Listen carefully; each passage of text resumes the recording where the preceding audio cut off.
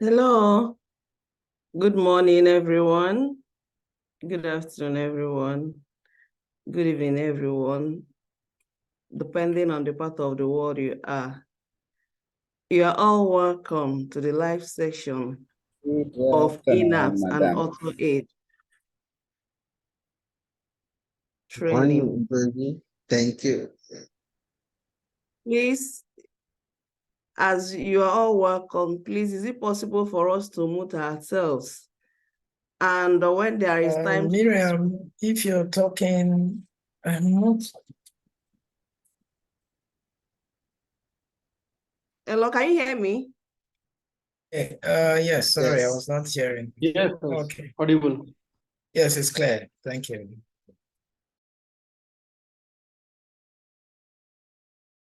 Okay. Good morning, everyone. Good afternoon. Good evening.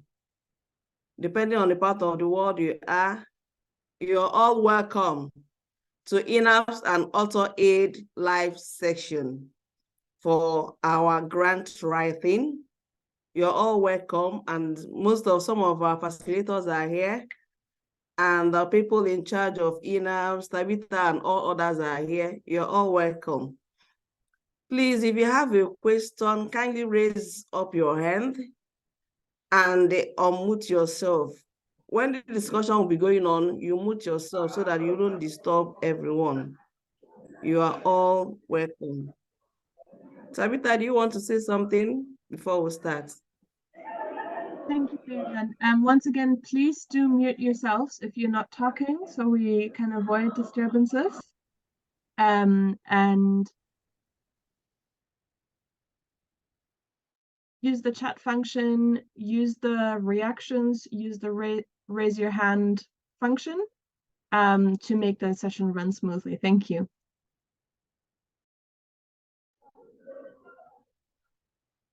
Thank you, everyone. You can use the chat as well. Ask your questions. Any of the facilitators can still answer it. So you're all welcome.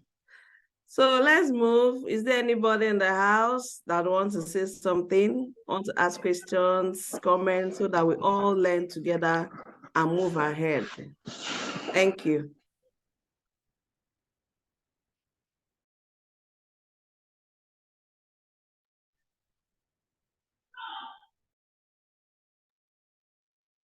Before starting the discussion, those who wish to ask any question, they have to raise their hand. There is an icon where you can click on, and it will show that you have raised your hand.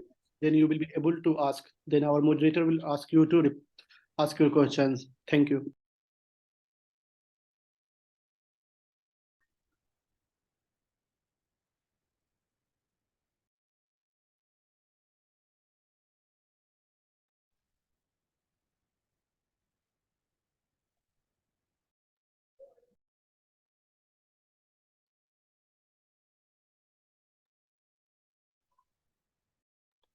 Is there anyone that wants to say something too?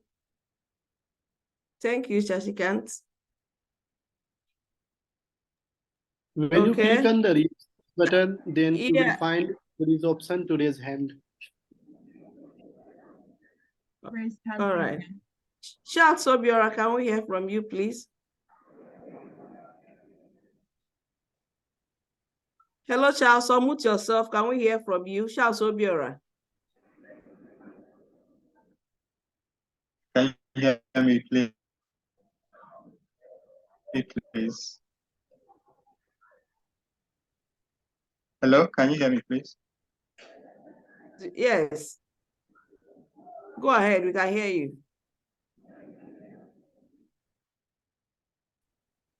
Okay, good morning, meeting.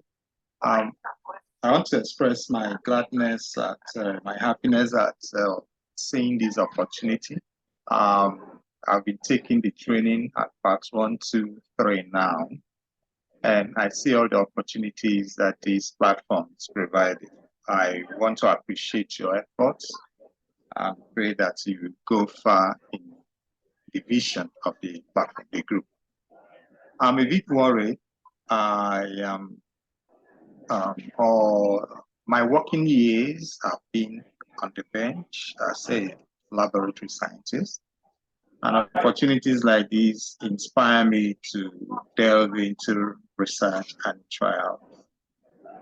But I do not know my left from my right, and I think this opportunity provides that. So I wish to ask for a greenhorn for someone that is an entry-level prospective researcher. How does he get to get into groups that will allow him to grow, get to know maybe researchers or researchers around him, and get introduced to older hands that may also mentor him?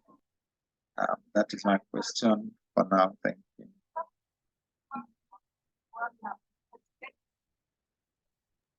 Okay, thank you. Is there any facilitator that wants to talk?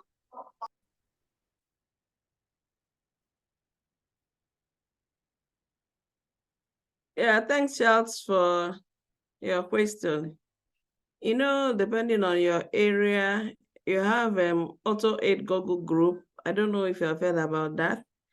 And as you're in Nigeria, you have Auto Aid Nigerian WhatsApp group. When you go to Auto Aid Google groups, there are a lot of opportunities being posted there. Then you can link up with your university, ask somebody that's in charge of your research in your institutes or your institution. The person will help you. You can ask your friends. You can ask your friends. If you belong to a professional body, you can still talk to them. Even as well, you can Google and know if you can see some groups. But I know Auto Aid is there to help us as well in regards to that. Thank you. Thank you very much, ma'am. I'm glad for your suggestion. Please, Odo, unmute yourself. Let's hear from you. Yeah, hello everyone. I hope you can hear me. Yes, we can. Yeah, mine is a general concern, and question is concerning getting collaborators in a situation whereby you are working with a boss, and part of the discussion or part of the materials I saw on this third week was you have to be selective on who you collaborate with, because if you go for somebody that is very busy, there's possibility of the person not getting enough time to contribute towards the contribution. But in a situation whereby you work with a boss and then you decide to go out to get other higher collaborators, there's always tendency that you're going to fall into big trouble with your boss. So how do you maneuver this? Because if you involve your boss is so busy, will not likely have time to collaborate well. So what do you do in such regards if you find yourself in such situations? Thank you. Thank you, Alice. Is there any facilitator that wants to talk? Please come on board. I would like to answer his queries. Before facilitating with before collaborating with any other person, first make a role map.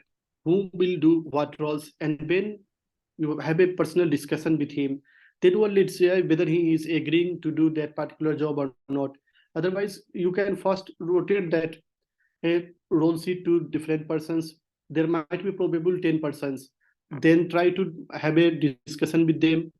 Few of them will agree to work with you, and when you find that there is matching of your ideas with him and he will be able to contribute and add on to your research, then try to collaborate with that person. Then it will be more beneficial rather than just selecting one person and going ahead. Thank you. Yeah, thank you so much. Thank you, Shama, for that. To contribute on that too. Yeah, briefly. To contribute. Okay, Bernard, you want to talk? Go ahead. Go ahead. Go ahead. Sorry. If you are doing it, you can do it when I'm done. When you are done, and then yeah, please go ahead. Oh, thank you. Yeah. So sometimes your boss will be very busy. It's left for you to go and hold him or her and say, please, can we do this? Such thing has happened to me, and I have to go and hold them responsible that we should do this. They will give me time. At the end, they did that. Sometimes you can look around for people who know what you want to do. They may not be your boss, but they may have the idea of what to be done. Then you can look around from other universities to know if someone that is less busy that can still put you through. Like I'm here in Oka in Nigeria, and I have people at Obafemi Awolowo University. I have a Futu who also helps me if there is something I want to do. Then still collaborate with the people in my own university, try to go further so that if someone is busy, the other person will help out. So such things will be there to help you. Thank you. Bernard, please, can you come in? Thank you. Briefly, yeah, these are very great responses. I'm also just thinking, usually bosses sometimes don't like it when you go behind their back in a way. So in that kind of situation, you may, I think one potential solution may be to have a discussion with the boss and say, hey, this person, or in this project, we plan to write this proposal. I have seen this person has won similar grants before, and maybe someone that we could work with. So it's not like I am going to work with, make it more like a group thing. And then based on that, if he is fine with that, or if she's okay with that, then we could consider that as well. So, well, yeah, it's just one way of making it work. Because sometimes, yes, your boss may be very busy, but sometimes your boss track record may not even help you in the application itself. So don't only look at the fact that because of the fact that your boss has to be involved, and if she's busy or he's busy, you have to wait for too long. I think if you bring it in terms of your ability to attract the grants, and then you discuss with the boss, most likely those who really want to get the fund, they will be okay with you bringing someone on board. Thank you. Hello. Thank you, Bernard. Is there any other facilitator that wants to talk? You move ahead. So Yeah. can we hear from Erasmus Tang? Miriam. Yes. Hello, Sorry. madam. Okay, you want to talk? Sorry, you can go ahead. Erasmus, can you wait a minute? Yes, go ahead. The I can. facilitator. Yeah, go ahead. Thank you, Miriam. Just my colleague has said, I want just to say my personal experience on that. In 2019, I met someone in DC during the conference on land and poverty. This guy, he's from Ivory Coast, and me, I'm from Mali, and we used to be a friend. But he is working in French, in France, and he called me and told me if you can connect together. As an assistant professor, I have my mentor who is a full professor, and I'm working under him. And my friend also is doing the same in France. And I tell him, if you want to work together, let us inform our boss first, because it is very, very important in African context. If your boss know you are doing something and he's not informed, it can bring you trouble. And we plan together, his boss and my boss, a call. And after the call, I think we, the both assistant professor, we agree and we are working together. Thank you. I think he can do like this. But thank you. All right, thank you. Can we hear from Erasmus? He raised his hand before. Thank you, Miriam. Yeah. And good morning, everyone. Good afternoon. Good evening. I want to intervene on Chelsea's question, the first question on research insertion.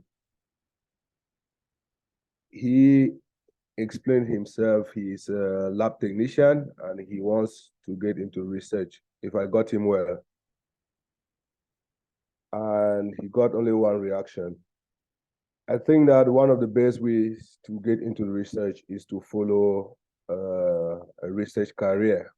If you want to change from the lab technician to research, you might consider a master's in a research field or in laboratory field, and then you get in contact with a first supervisor or a mentor.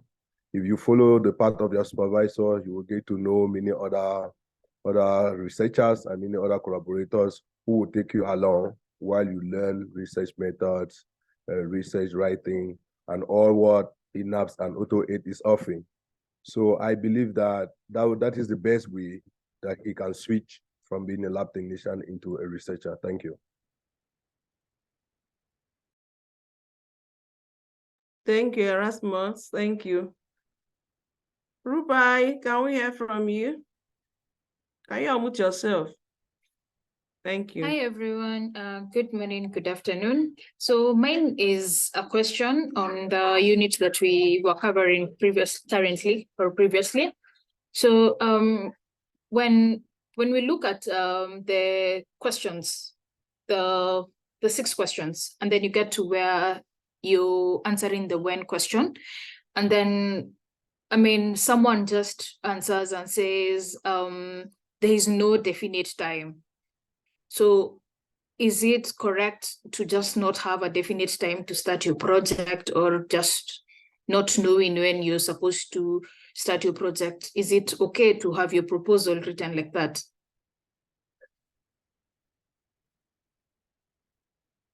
I also have a second question. So I would like to request that you elaborate on the multidisciplinary, interdisciplinary types of researches. Yeah. Thank you.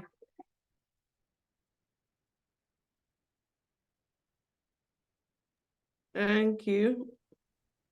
Is there any of our facilitators that wants to talk?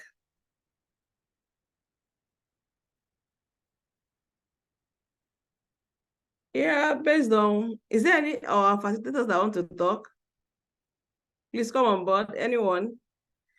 Okay, based on time, budget, Ruby, from what you said, I think it's very necessary to set a time limit for your proposals. There is always a time limit.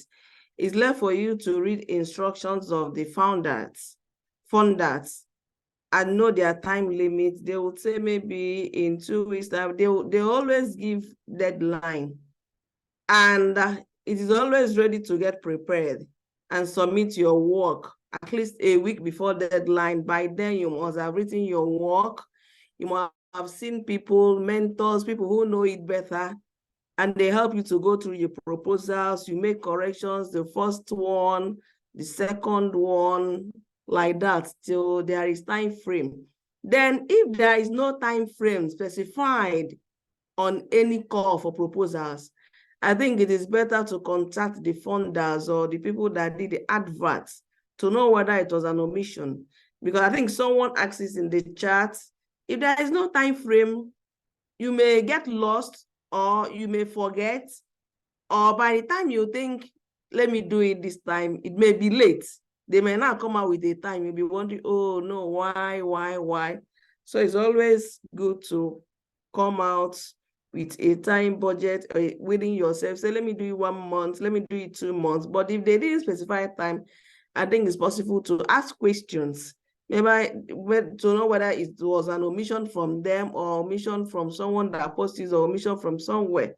There's always a time budget, a time limit for each proposals.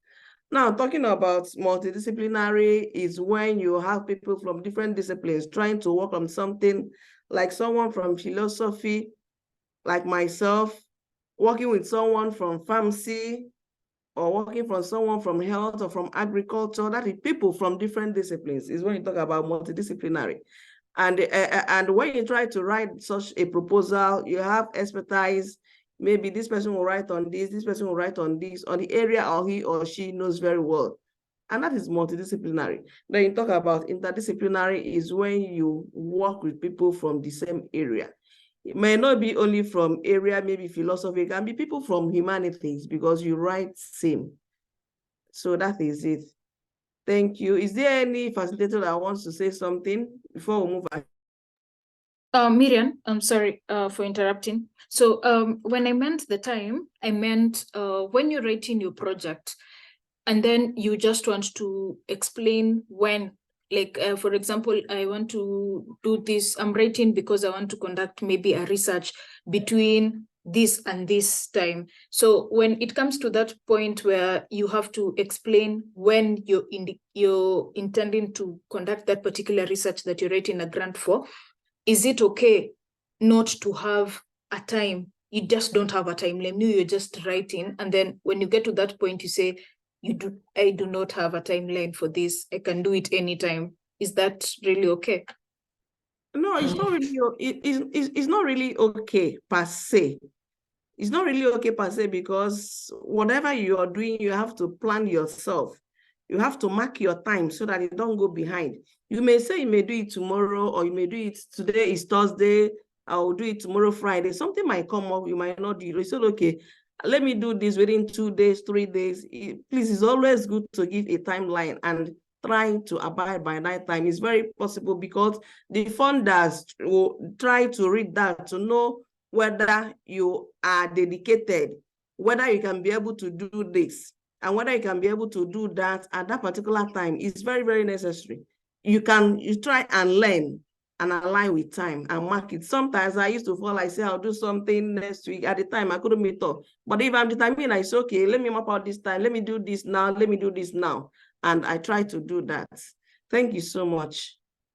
Hope is clear. It's very yeah, clear. I totally appreciate.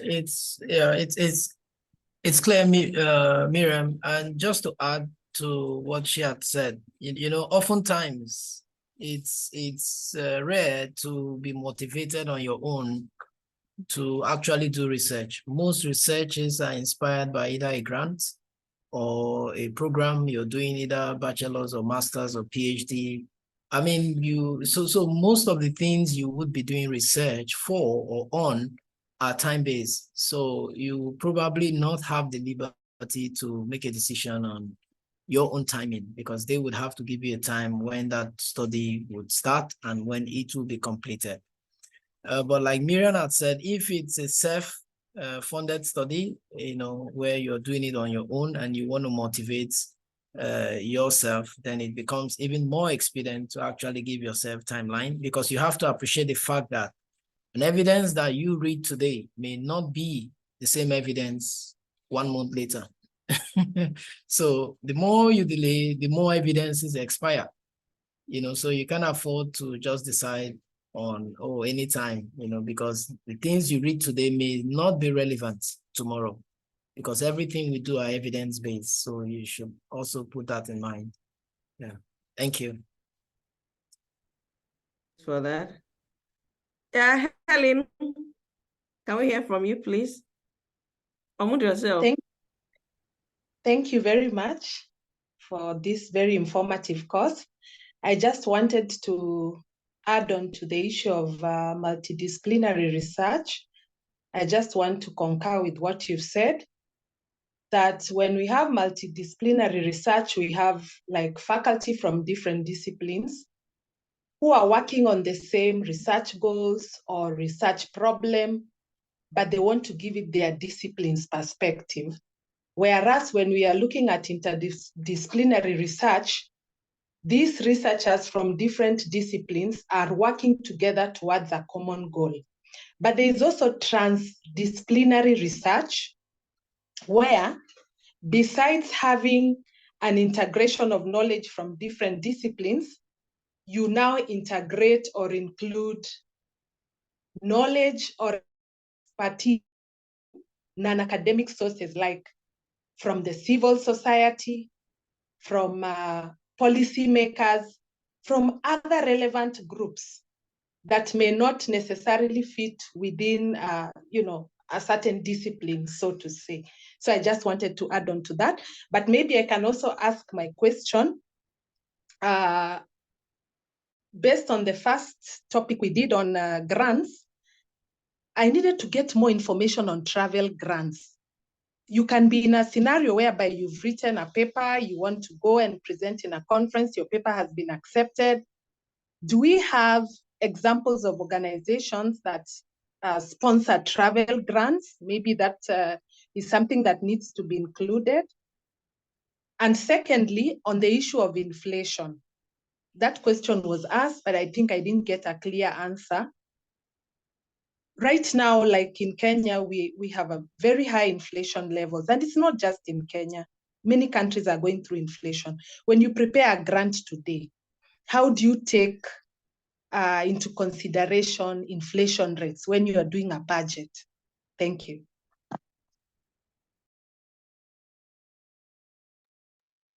I would like to answer this question.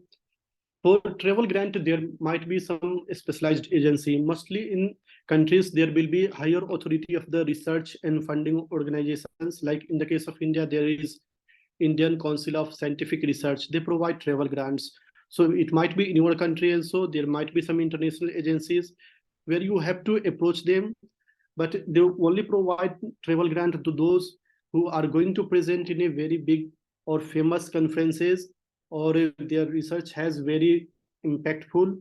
So try to focus on your research. If your research output is very good, then probably there will be many funders who will come forward to support you, go for give you travel grants. There might be some companies also. If you have some manufacturing or industry oriented research, then you can approach similar industries and they will surely support you, because if your ideas get accepted in an international forum, then it can be marketed or turned into a product. Hope I'm clear to you. Thank you.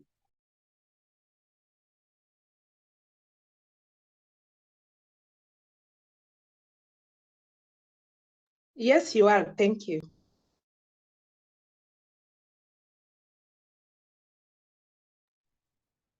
Thanks, Chama. Is there any of our facilitators that want to talk before we take another question?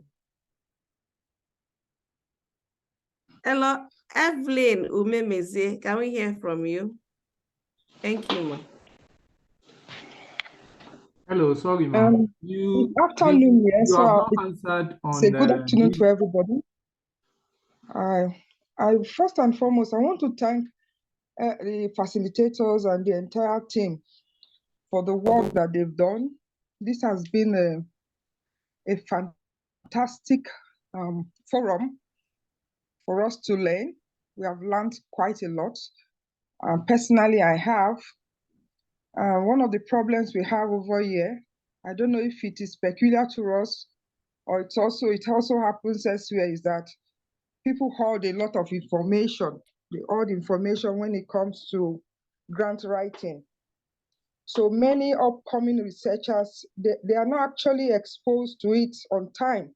And so when they do, they face a lot of discouragement because of the attitude of persons who have been able to, succeed in that field. Being able to access these lessons has been of tremendous assistance of help to many persons who have availed themselves of the opportunity. So that's saying a big thank you to your team. Sometimes the regret here is that with many of us didn't have this opportunity on time, the opportunity to actually be exposed to the nitty-gritties of grant writing. And so right now, one of the problems that we face as senior researchers is that we don't have, we don't have this opportunity to share our findings, because most of the time, what I've seen is that there are opportunities for younger researchers, they are being sponsored to go to conferences and then to actually enlighten or review whatever it is that they have discovered in the course of their research. So the opportunities, so we don't have senior researchers don't have opportunities for grants, for travel grants, opportunities for postdoctoral fellowships, and these actually they make the work a lot difficult for us. So the window of opportunities is very important, but they are virtually not there. The problem is that they are virtually not there. So how can this forum really help us? Maybe you have your team, you have other persons you collaborate with, and then maybe you can provide this information, let them know the kind of disadvantages or challenges that senior researchers are facing out there, so that they'll be able to help out. So we want more opportunities for postdoctoral research, for senior academics, and also travel grants too for them, and opportunity to go to attend conferences on sponsorship. Because just like somebody earlier mentioned, the economic situation in virtually all the countries in the developing world, the economic situation is pretty bad. So we can make use of some help out there. We can actually make do with some help, which if you're able to do, you can provide, or other persons can provide, organizations can provide. We'll be happy to avail ourselves of them. Thank you. Thank you, Evelyn, for that. Please kindly go through the chat. You will see a link for AutoAid Google Group. When you go there, you have collaborations. You ask your questions. People are always ready to help. If you want a travel grant, some people used to post a collaboration, mentorship, being a senior colleague. Once you type in something you need, there's always people that are ready to help in AutoAid Google Group. It's there in the chat box. Then the first thing you were saying about people holding information is normal. It's normal. They hold information. Before you know, you hear that someone won a grant. You ask the person, how did he or she do it? The person will try to hold information. That is why, likewise, myself and others, we are all grateful to INAPS and AutoAid for this wonderful opportunity to open our eyes. It's because I learned from them, and I don't know how to pay back. That is why I decided to be a volunteer, to become a facilitator, so that others will learn as well. We all learn together and exchange ideas. So that AutoAid Google Group is very, very important. Go through the chats. Tabitha shared it earlier. So you can click on it, join AutoAid Google Group. Even younger colleagues like myself can get a mentor from there, which I've gotten, and he's ever ready to help me, whatever I want. It's always the Miriam, what can I do for you? Try to exchange ideas. We are working towards a publication. So AutoAid has made a very big platform for scholars, academia, students to excel, and I'm ever, ever grateful to them. Thank you. Abdul Ghani Kazim, please, can you unmute yourself and we hear from you? Thank you. Thank you so much. I first want to appreciate the people, the organizer of this discussion. It was really indeed, as said by the Evelyn, these are some of the challenges we, the young researchers, are having. So we are not actually exposed earlier to this kind of opportunity. So we are grateful for this opportunity. So I want to direct your attention to the question that someone asked before about the issue of inflation.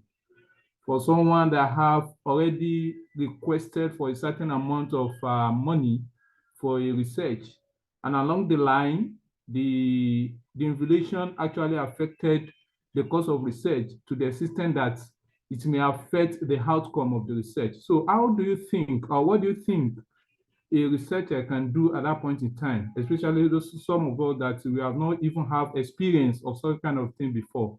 So how can you advise us, or what do we need to do to actually solve the problem? Thank you so much. Thank you, Abdul, for that question. Is there any facilitator that wants to say something concerning that?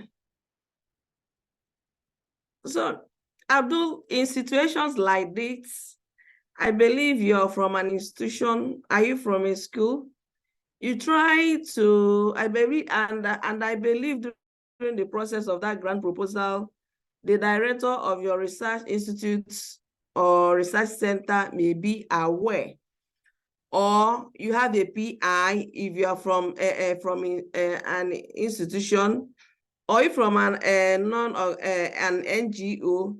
You try to look around, to ask questions, to know if there is someone that have done that and such a thing has happened to, how he or she did it. And again, which is the most important of all, is to write to the funders. After gathering information from people or from your institution, is to write to the funders to tell them that there is an inflation in your country, and they can verify. You give them instances of what is happening, that the price for this was like this before, but now it is this price, that they can verify. So I ask them, what can you do, because it is going to affect you? Are they going to give you some money for that? Or if maybe you may ask them, would they give you money or would they withdraw? I don't think it's necessary, but ask them, this is your problem. Your reply, their reply will be able to guide you further. But I believe they want the research to go on. They will give you the money. Because in your budget, I believe there should be miscellaneous. They may try to tell you to use that, or you'll be going that they will add, or maybe they'll ask questions. So it depends. Thank you. Is there any facilitator that wants to chip in so that we learn together? Yes, sure.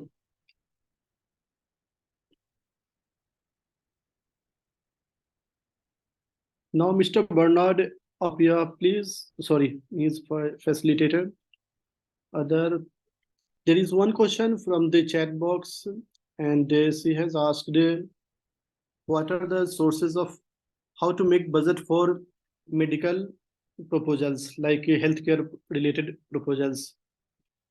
So here I will like to add that healthcare budgets are more or less similar budgets, but there are some heads which need more considerations.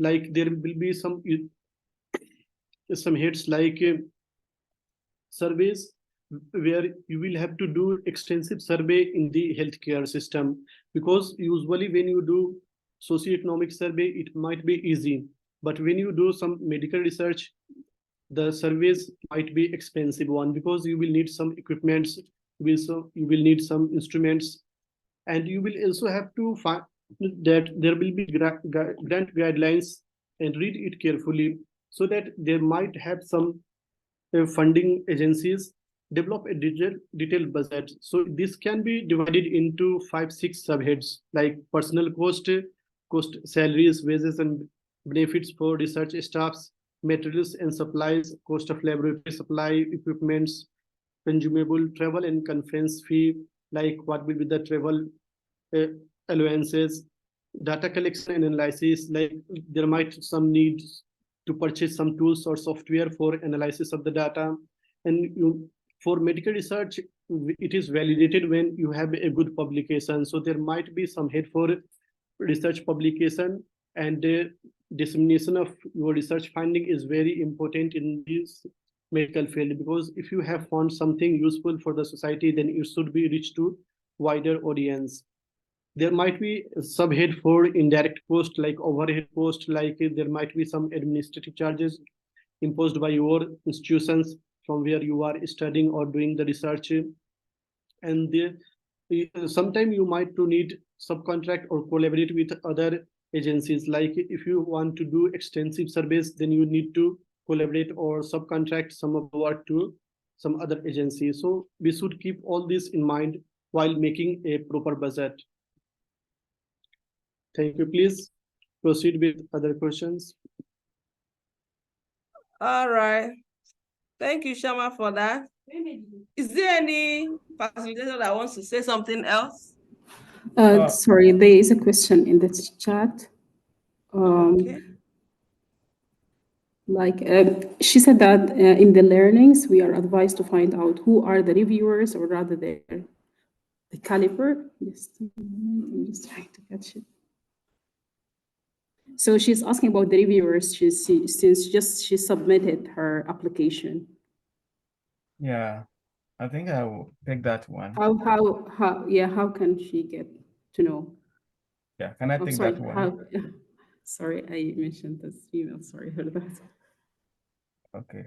Sorry, can I take that one? Yes. Oh, okay. Thank you. Go ahead. Okay, thank you. So, yeah, so it depends on the funder. Some funders would give you information on who the reviewers are. For example, the National Institute of Health in the US, they have different reviewer groups, and depending on a particular proposal, it is assigned to that group, and they have time they meet. So you can actually go online and have an idea of the people who are likely to review your applications. Now, other funders, you wouldn't know who the reviewers really are by way of name. But if you look at the nature of the application and what they are asking you to do, it gives you an indication of the kind of expertise that may be needed to review the application. So in that case, even though you wouldn't know who they are by name, you should be able to envision that if they are asking for like epidemiology related type of project, for example, then there's going to be somebody who is an epidemiologist who is going to be on the team. So you will have to ensure that what they will say, what they are going to use to review your application, you are addressing those issues. Also, in such applications, they will tell you what they hope to see, things that reviewers are likely to use. So those are things that you have to be able to address. So as you write the application, you have the reviewer in mind. For example, there are some that they will ask questions like, oh, is the application having this information? What method are they using? And things like that. So even though generally, yeah, the advice is that have an idea of who the reviewers are, it doesn't necessarily mean that you have to know them by name. And even in the case of the NIH, like the National Institute of Health, usually a month before they review the application, they will reveal who your reviewers are, and they will tell you that you should not communicate with them in any way. If you do, that is they have a policy that they will throw off your application. So so if you're writing for NIH grant and you know who the reviewers are, you sometimes have to even read about their research, what they do. Sometimes you can even cite some of their work, but just make sure you are citing it well also, because those are things that sometimes people could use to strengthen applications. Yeah. So I just wanted to chip in that. Thank you. Thank you, Bernard, for that. Thank you very much. Is there any other facilitator that wants to chip in something, or do we go ahead with questions?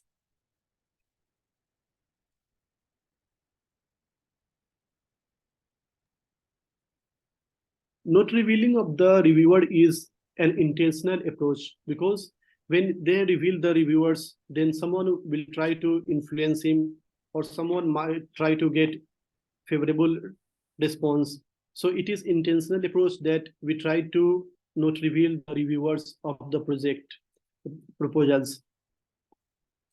Please ask other questions. I think others have not raised hand.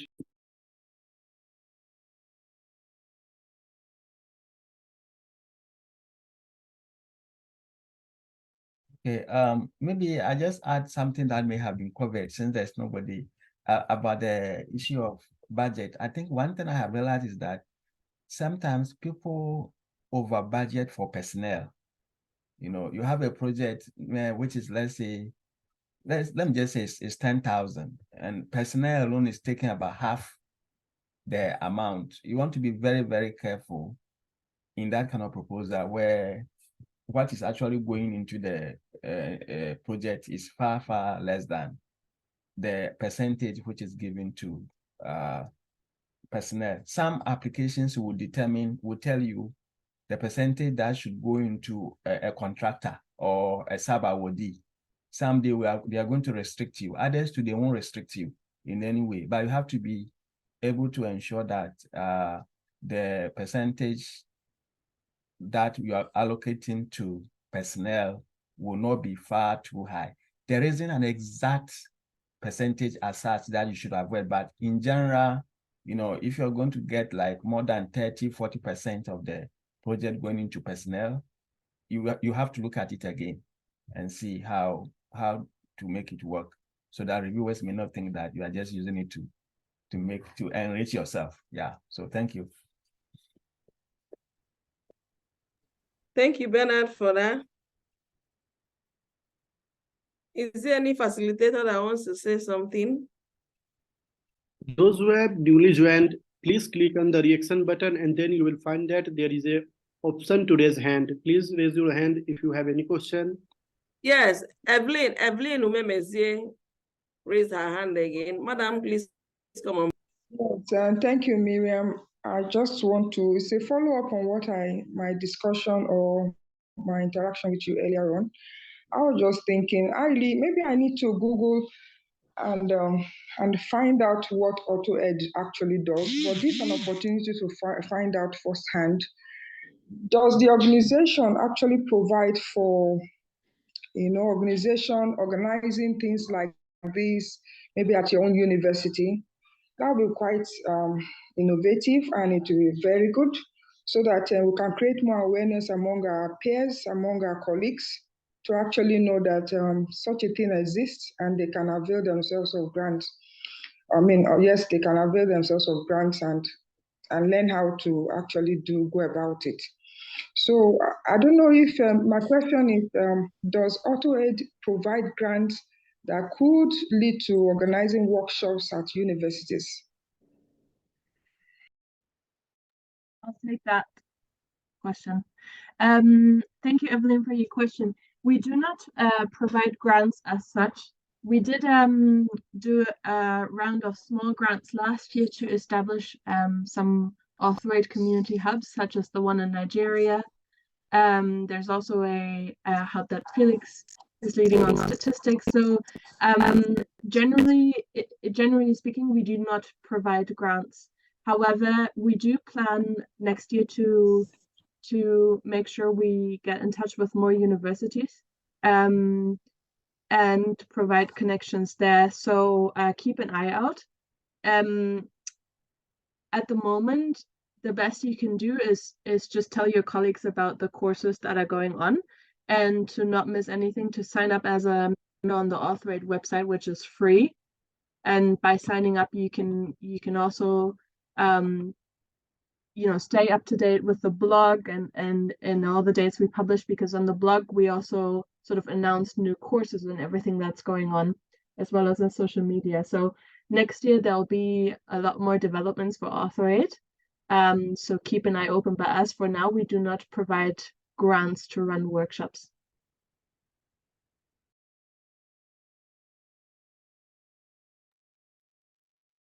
Thank you, Tabitha, for that. Is there any other person that, okay, Erasmus, please go ahead. Yes, it's a question. I'm just wondering if it's always a good idea to share rules when developing multidisciplinary proposals or disciplinary proposals. Is it always a good idea to share rules between the different institutions or between the different researchers when developing proposals? Thank you.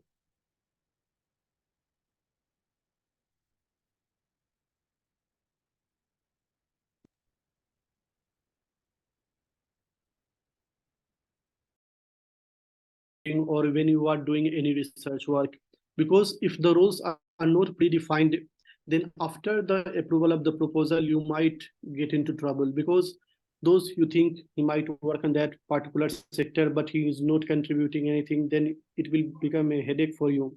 So always try to have a clear roadmap of your proposal so that every aspect is covered and all the those who are working on your project, they are able to contribute something, then it will work better. Thank you. Please ask next question. My guy, can you unmute yourself? Yes, a good afternoon. I'm from Uganda. A good afternoon that side, a good evening, and thank you so much.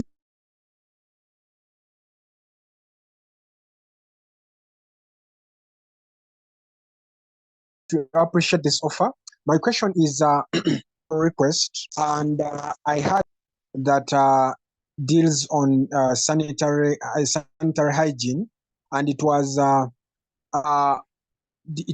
a mimic of what I saw with my supervisor in Indonesia.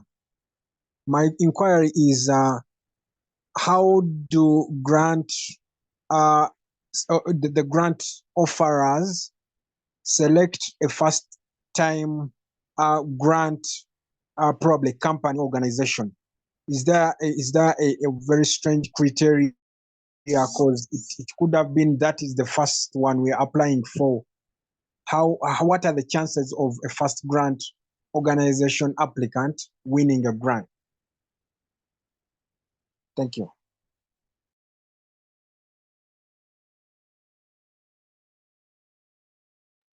If your proposals is very good and your team and your concept is very good and innovative, and it is directed to resolve the problem that is being, most of the grant providers, they try to solve some problem. Some grants will be provided to solve environmental issues, some grants will be provided to enhance the educational quality, some grants might be provided to enhance the research capability of the students.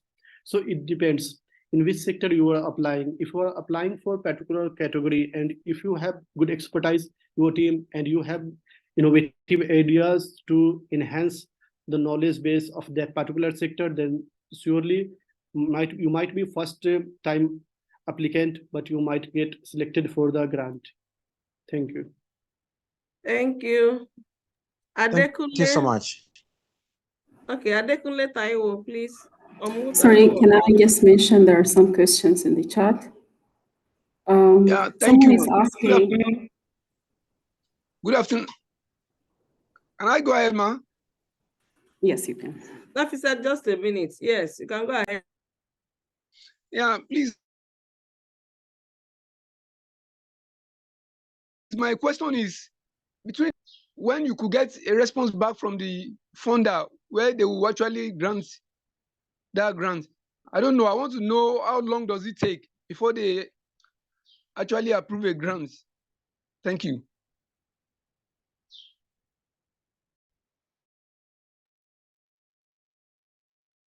Well, it depends. I believe they accept you, they will contact you.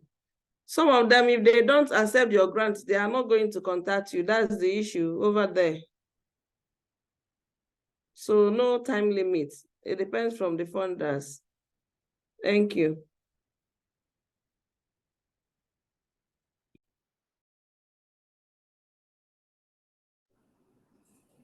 Can I go ahead?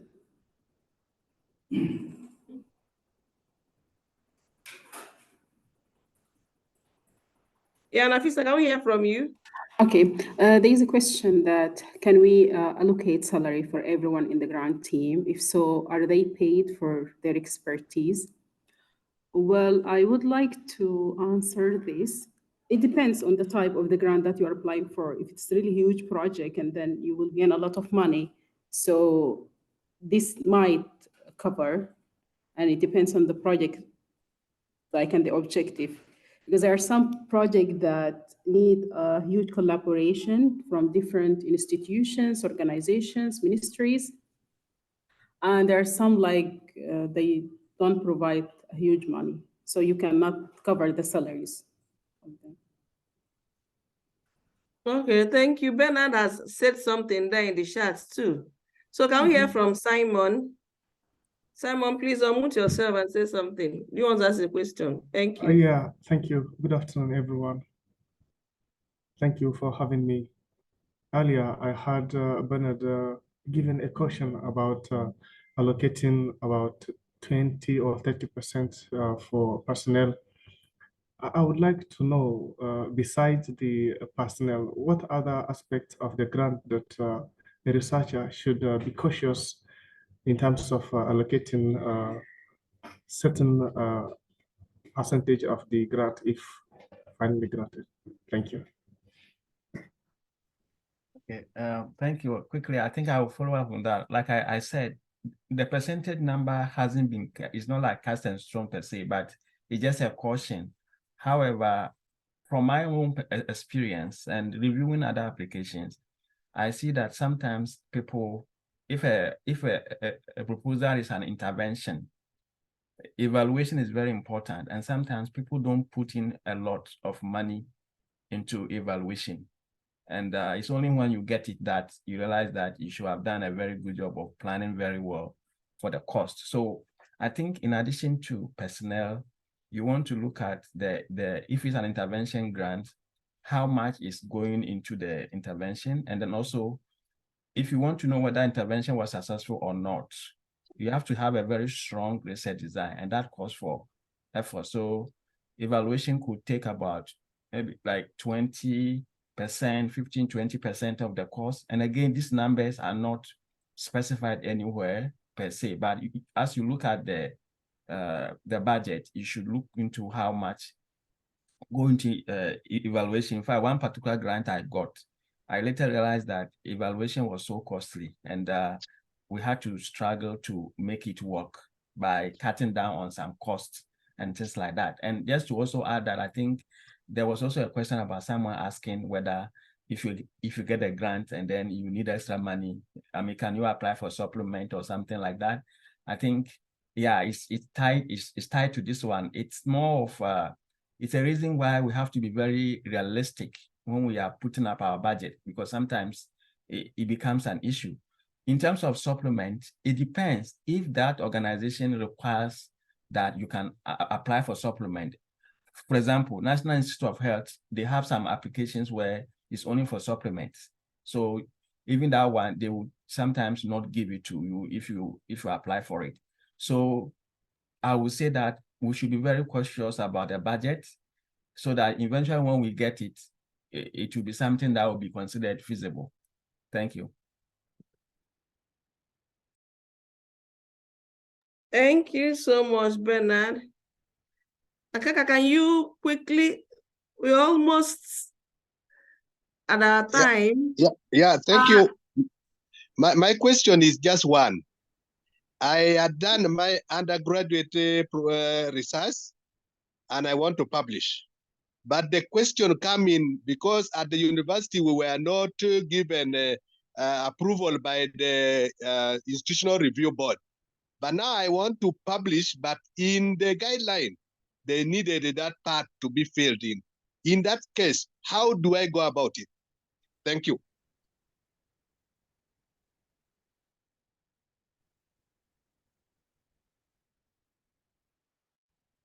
Yeah, Akaka, thank you for your question. You know, when you want to publish, there are always guidelines for publication. You ask people who have published, that a journal is supposed to have guidelines. And there are people who are published in that journal. So the best thing is for you to look at those that are published, the guidelines of the journal and the publishing house, and you ask colleagues how they do such as to help you to publish your own. We are almost at our time because this program is supposed to be an hour. Please, if you have more questions, you can continue the questions in our WhatsApp group and the discussion forum. The facilitators are there to help you, and we all engage and learn together. Thank you so much. Tabitha, is there something you want to tell us before we close? Nothing, thank you. Just to keep posting your questions on the discussion forum where facilitators check regularly, and your questions will be answered. And we'll see you next week on Thursday. All right. Thank you, everyone. Thank you. Thank you. Bye. I would like to just add a few points. For research, granted research publications, there are some guidelines, like few grants, they ask for publication in research journals. There might be some research grants which will simply provide some guidelines for particular form of development. So if you publish just a policy document on a particular website or give policy document to them, then the grant provider, they will publish in their website. So it is not necessary that always they will ask for publication and research. Sometimes they will provide some other mode of the publication. Thank you. Thank you for this nice session, engaging session. Everyone contributed. Thank you, everyone. Thank you. Thank you. All right. Thank you, everyone. Bye. Bye-bye. Thank you. Bye. Thank you. Goodbye. Thank you very much. Bye.